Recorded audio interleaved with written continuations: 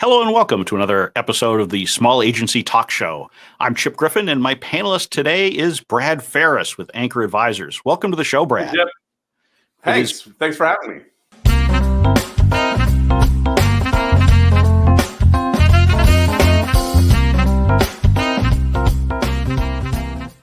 I feel like this has a little bit of that 2011, 2012 feeling to me. Like in 2010, things came to a screeching halt for a lot of people. And then in 2011, it was slow. And then 12, it started to kind of creep back up.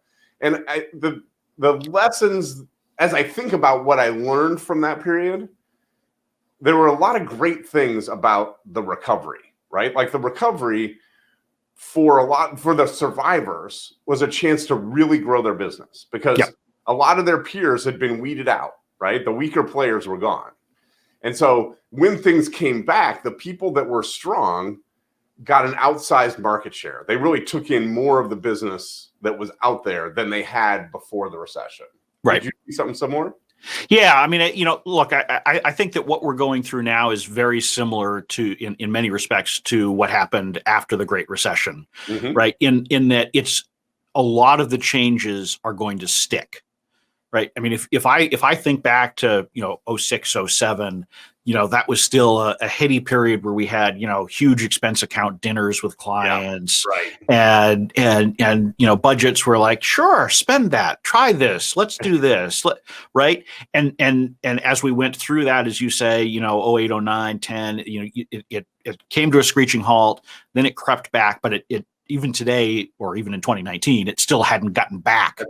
That's right. To those same heady days, which wasn't all bad. No. Right. And there's a lot of bad that's come out of the last year, but there's a lot of good too. And I think that, agencies in particular need to be looking at how they're going to shape themselves for the future, by taking, the lemons and making lemonade, to overuse an expression. And I think that's an interesting point, Chip, because I think that we've been on pause mentally in a certain way too. I mean, we've made a lot of adjustments, but I think we've thought of those adjustments as being short term. But to your point, I think a lot of these adjustments are actually long term. And so I'm encouraging people to think now about what is the agency that I want to be in 2022, 2023, 2024? Like, what are the things that are permanent, that aren't changing?